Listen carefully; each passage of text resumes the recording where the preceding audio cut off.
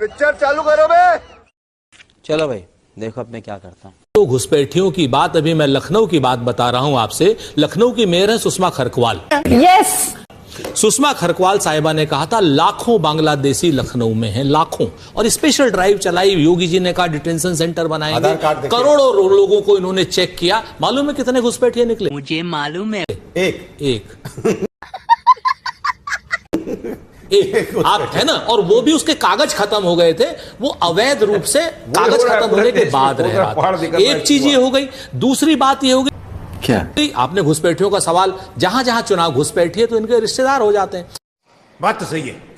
जहां झारखंड को आया चुनाव तो झारखंड में घुसपैठिए, बिहार में चुनाव आ गया तो बिहार में हो गए। मैंने किसी को नहीं कहा, मैं कांग्रेसियों का रिश्तेदार कहूंगा। उसके बाद बंगाल में चुनाव आया तो भाई देखिए, अगर दामाद और जीजाओं पर बात आएगी तो दामाद और जीजा तो भारतीय जनता पार्टी के। अरे बाप रे, ये तो धोती खोल रहा है। ठीक है कि नहीं? दामाद भी आपके, जीजा भी आपके, यहाँ से लेकर पाकिस्तान तक है और यहाँ से लेकर के एकदम से इंग्लैंड जाने दीजिए। उस बात हम किसी के उसमें नहीं जाते, लेकिन हम एक चीज बहुत स्पष्ट कह रहे हैं कि भारतीय जनता पार्टी बेरोजगारी के मुद्दे पर चर्चा नहीं चाहती। Good question.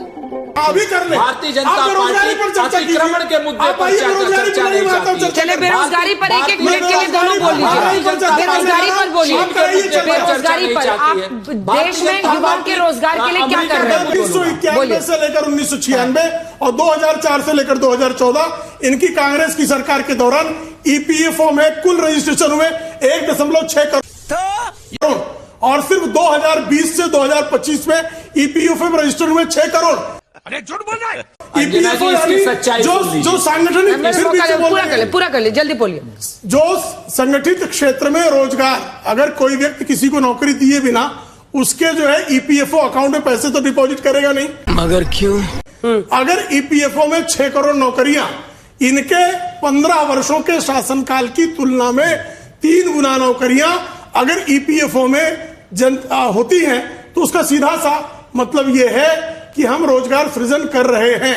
अगर सड़कें बन रही हैं इतनी तेजी से तो हम रोजगार निर्माण हो रहा है। एमएसएमई सेक्टर बढ़ रहा है, रोजगार निर्माण हो रहा है। क्या बोले मैं समझा नहीं। मैं तुम्हें अभी समझाता हूँ। इस समय ईपीएफओ की सच्चाई सुन लीजिए। अभी मजा आएगा ना भिड़ो।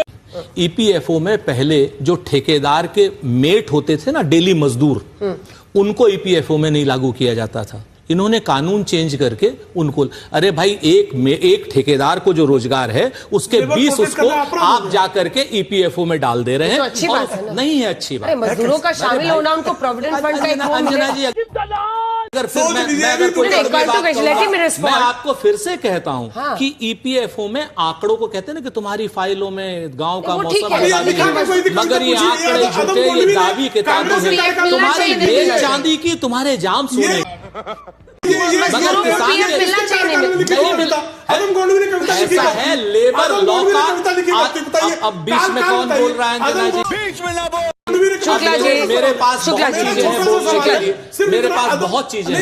ईपीएफओ को गलत तरीके से आंकड़े बता करके भारतीय जनता पार्टी आपको गुमराह कर सकती है, लेकिन मजदूरों को क्यों नहीं? क्या बात है सर, क्या बात शामिल किया जाए प्रोविडेंट फंड में? को ईपीएफओ ने जो कॉन्ट्रैक्टर के नीचे काम कर रहे हैं उनको अलग। एक तरफ तो मजदूरों के आप लेबर लॉ खत्म कर दे रहे हैं और दूसरी तरफ आप अपने आंकड़ों को खाली सही दिखाने के लिए ईपीएफओ में काम कर रहे हैं। दुनिया में शर्म पर है इस समय भारत। आप बेरोजगारी महाराष्ट्र की बात बताओ, सरकारी नौकरियां खत्म। झूठ बोलो, बार बार झूठ बोलो।